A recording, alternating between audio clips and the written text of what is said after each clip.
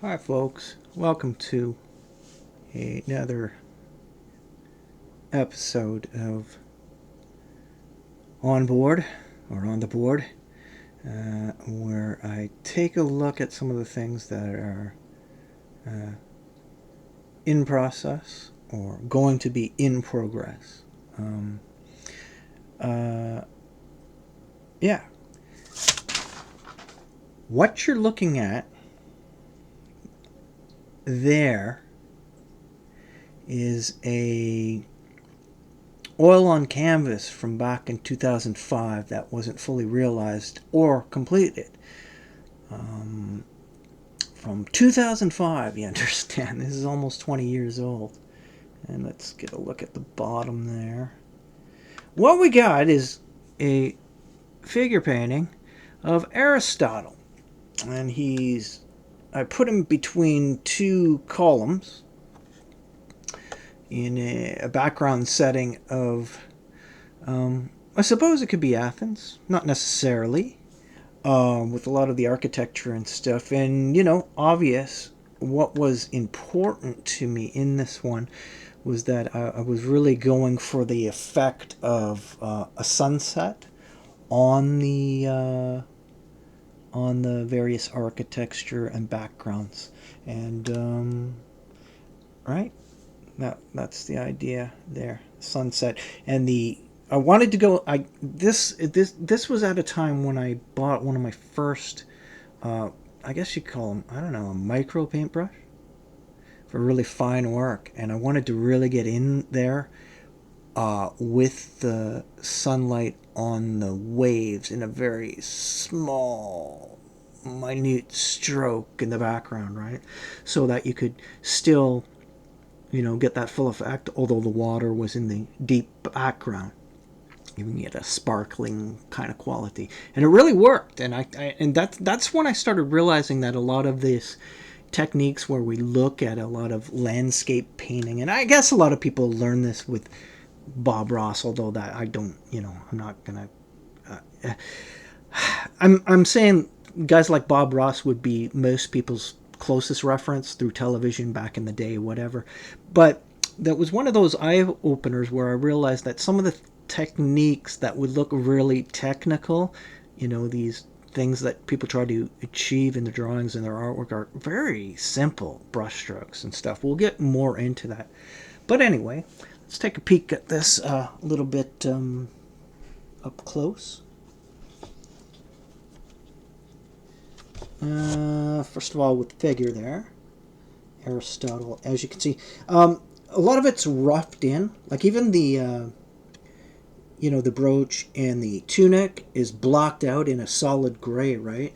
This actually is referenced from the actual bust or sculpture of him. I got that from one of my textbooks, and yeah, you can see, although you know, the line work is all there, the form is all there, but obviously the color and the embellishment isn't. And basically, as you look around the painting, you can see that there's a lot of line work through paintbrushes, right? Just putting in the forms at that point, and then gradually detailing this sort of thing, right? And let's see if we can get in closer with the water there. I don't know how that's looking for you right there, but see the idea of it is just very simple, small dabs of yellow paint on that, right? And as you can see, one of the things, as I was washing, the pigment of the sunset through the background sky, I just went right through the columns here, which was, as far as I was concerned, whatever. Just don't interrupt the stroke, right? The stroke of the brush, and just later I could go back in, fill the columns in, and put the detail of the flutes in and stuff, all that stuff. So that's all very well and good, right? So yeah, no, I decided to pull this one from a bunch that are setting in there that some need to be amended, some aren't quite completed. I've got a few more backgrounds in there. One actually, a larger work is a background of a painting I actually sold, but I'm doing. I roughed out the background of that again in order to. I'm going in with the same theme. I'll probably do that one again. And I've been thinking about some of those paintings that were sold back in the day. And I still have some of the reference material for those, like, for example, the grid work, the references with the squares running through them. We talked a little bit about that. And I'm thinking about using them again to bring up some of those. But for now, I pulled this one up and I said, like, what the hell? I mean, there's no reason why this shouldn't be completed. It should be done by now. But, you get distracted and get involved with other things. Not just artwork, but, quite often it is about the artwork that distracts you away from other projects.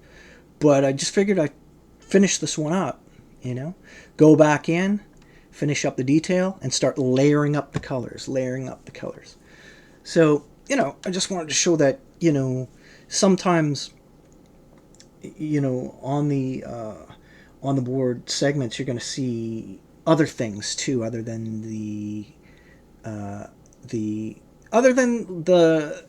ink line work or comic book stuff, which is great. You're going to see a lot more of that too, because I just love it. It's so much fun.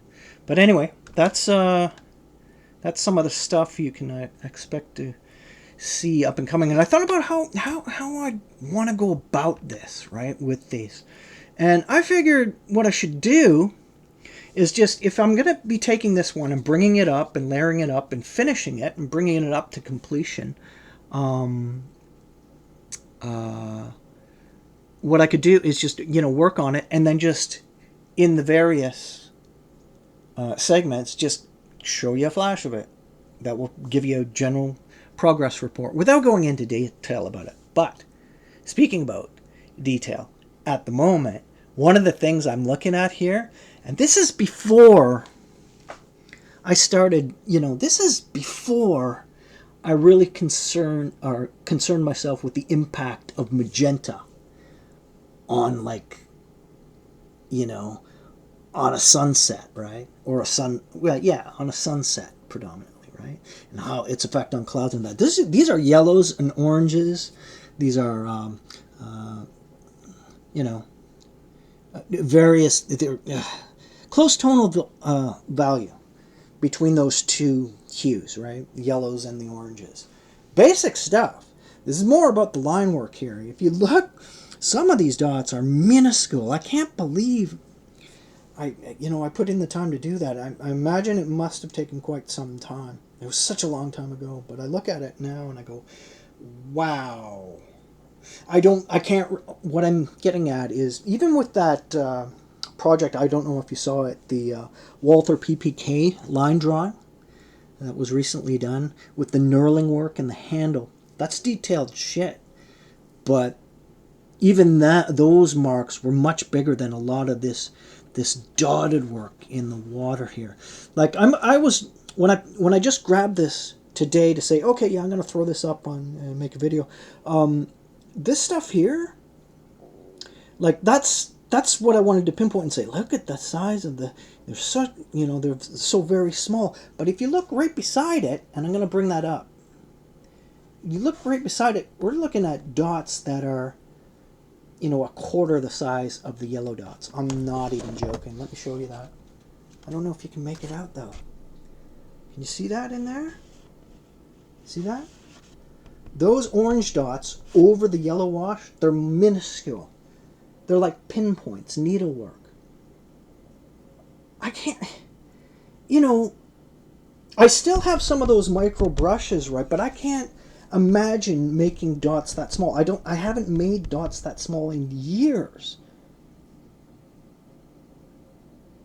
I'm looking at it, right?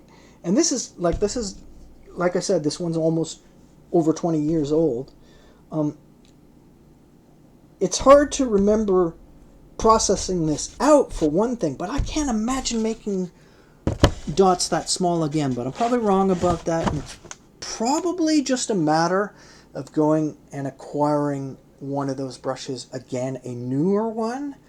And probably I'm see now I'm thinking about how would I achieve that, right? Because even the smallest blot of paint on the end of one of those paintbrushes would come out much blobbier than that. Maybe you'd get something like this stuff in here, right? But I'm just thinking about it now, and I'm thinking, if I wanted to create something without a blotting, but just straight liquid pigment, I guess what I'd have to do is thin that paint out. Now, I don't know if I'd go with a thinner, or if I'd go with like a linseed oil and just thin it down, thin it down, thin it down. But we'll figure, well, all that work is done on this one, but we'll figure that out if we ever go into doing something like this again. And it's going to, okay, with these orange and yellow hues, it's going to be a huge temptation to go, you know what, some magenta in there. I got to resist that on this. Keep the magenta out of it and go straight for the original intention, right? It would be a yellow wash and an orange wash. It's going to get strange in here, though, with the figure and the columns, because you can see the columns themselves. I've left them ivory, right? Ivory white. What do you call that? That type of marble. I can't remember the name of it. You can find it in the quarries in Carrara in Italy and stuff like that. But you can see it's still white, right? And I can imagine putting on some of the, maybe the first couple of flutes or something, some of this reflective quality on the insides, and then leave it white. But that would mean also that this appearance of this orange-based Aristotle, right, with the even the line work and stuff, that's going to radically change. Or it's not. In fact, I'm looking at that now and I'm thinking, maybe that's what stopped me in my tracks when I was doing this, when I was making this rendering. I'm thinking, whoa, wait a minute, what's it going to be? What am I going with here? See, because you got a battle between the influence of a shimmering background coming forward at the viewer with a figure that's facing the viewer, that's not, the light source is coming from behind. So what are you going to do there, right? What do you want? So you got two combative, possible, definite light source in the back, but another possible light source in the front to give a realistic quality paint over. Or I'm not going to go with that. I'm going to stick with these orange colors. I don't know. I think in the end, it's not going to matter if it's not going to be hyper realistic, if you know what I mean.